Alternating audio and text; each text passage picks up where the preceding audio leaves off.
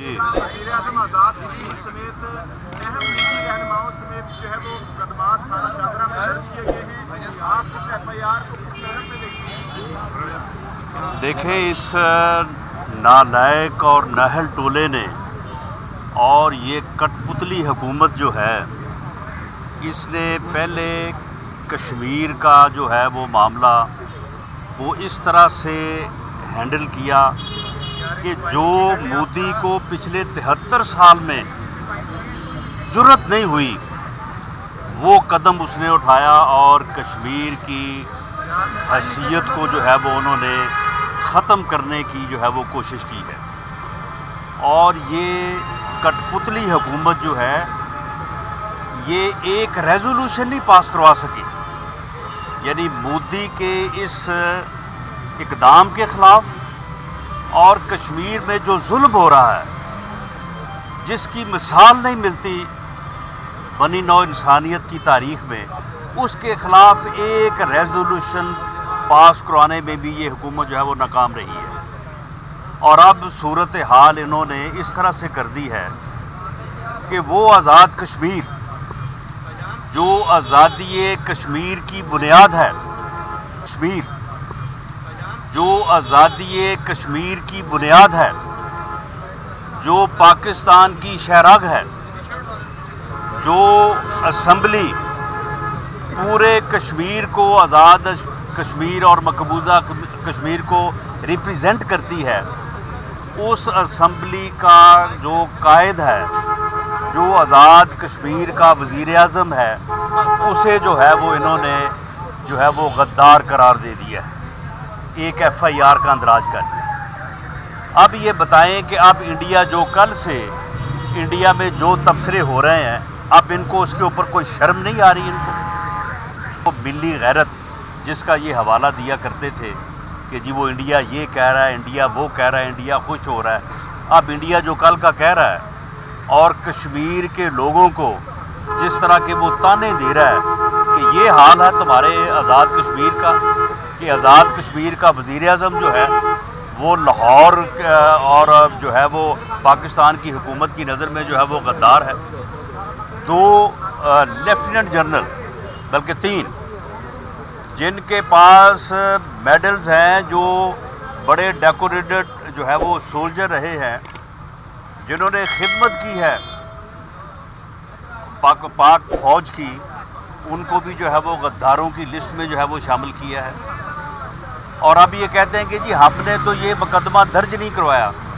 भाई, अगर वज़ीर आज़म ने की इजाज़त के बग़ैर ये मुकदमा दर्ज हुआ है तो फिर वज़ीर आज़म बताए कि इस मुकदमे को दर्ज करने वालों के ख़िलाफ़ उन्होंने क्या एक्शन लिया है। सिर्फ फवाद चौधरी का एक ट्वीट, इससे तो बात नहीं बनेगी। इस हुकूमत ने जो है वो सियासी रवादारी मुल्क से ख़त्म की है। ये ओए तोए का कल्चर लेके आए कंटेनर पे चढ़ के, इन्होंने तमाम तरह अखलाकियात को रोंदा पे इन्होंने जो है वो दहशत गर्दी का जो है वो पर्चा दर्ज किया है।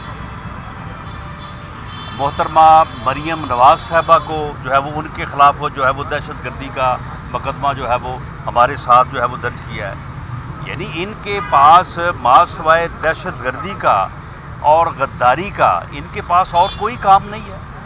2-2.5 सालों में मासवाए दहशत गर्दी के मुकदमे दर्ज करने और मासवाए गद्दारी के सर्टिफिकेट तकसीम करने, और ये बताएं इनकी कारकर्दगी और क्या है। इन्होंने किया है 2-2.5 सालों में इस मुल्क में? कोई पॉलिसी दिखाएं, कोई मेगा प्रोजेक्ट दिखाएं, कोई इन्होंने कुछ किया भी है?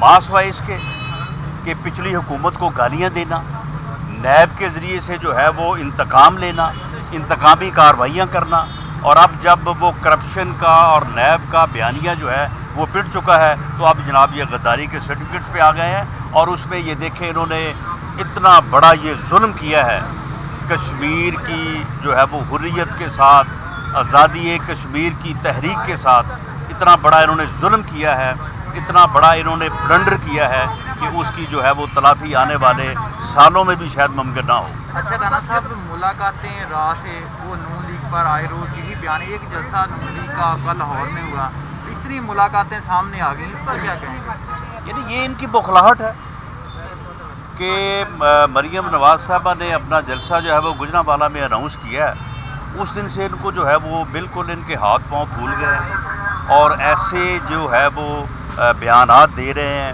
ایسی جو ہے وہ گفتگو کر رہے ہیں۔ بھئی اگر کوئی جو ہے وہ ہندوستان کا آدمی کوئی جو ہے، یا جس کو یہ کہتے ہیں کہ راہ کے لوگ ہیں، اگر وہ پاکستان آئے ہیں تو وہ پھر کہاں سے ہو کے آ گئے ہیں؟ وہ کوئی آسمان سے گرے ہیں؟ بارڈر سے آئے ہوں گے نا، ان کا ریکارڈ آپ کے پاس ہوگا، بتائیں وہ کون لوگ ہیں، بلکہ پکڑیں ان کو۔ اگر آپ سمجھتے ہیں کہ وہ یہاں پہ کوئی کسی قسم کی جو ہے وہ ایسی گفتگو کرنے آئے ہیں جو ملک کے خلاف ہے، تو آپ نے ان کو پکڑا کیوں نہیں ہے؟ آپ نے ان کے خلاف جو ہے وہ ایکشن کیوں نہیں لیا؟ یہ سب ان کا جو ہے یہ اسی طرح کا ان کا پروپیگنڈا ہے، اسی طرح کا ان کا جو ہے وہ یعنی ایک ایسی گفتگو ہے جو جھوٹ پہ مبنی ہے۔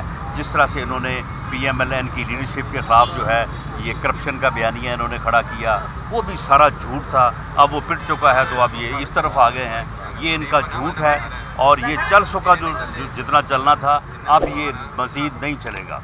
آپ انشاءاللہ تعالی پی ڈی ایم کی جو تحریک ہے انشاءاللہ وہ 16 کو گجرانوالہ سے جو ہے وہ انشاءاللہ تعالی پہلا جلسہ جو ہے وہ اس کا آغاز ہوگا، اور آگے چل کے انشاءاللہ تعالی دن بدن جو ہے وہ تحریک زور پکڑتی جائے گی، اور یہ نالائق اور نہل ٹولہ جو ہے جو اس ملک کے اوپر مسلط ہے، انشاءاللہ تعالی اس سے جو ہے وہ نجات ملے نظر آ رہا ہے کہ یہ بہت جلد تحریک ختم ہو جائے گی۔ دیکھیں شیخ رشید جو ہے، جو پنڈی کا شیطان اور چیدہ ٹلی ہے، یہ اسی طرح سے جو ہے وہ آپ کے علم میں ہے کہ پرویز مشرف کے دور میں بھی یہی گفتگو کیا کرتا تھا کہ جی یہ نہیں ہوگا وہ نہیں ہوگا، بلکہ یہ کہا کرتا تھا کہ میاں نواز شریف واپس ہی نہیں آئیں گے۔ یہ کیسے ہو سکتا ہے جی کہ وہ واپس آ جائیں؟ واپس وہ آ ہی نہیں سکتے۔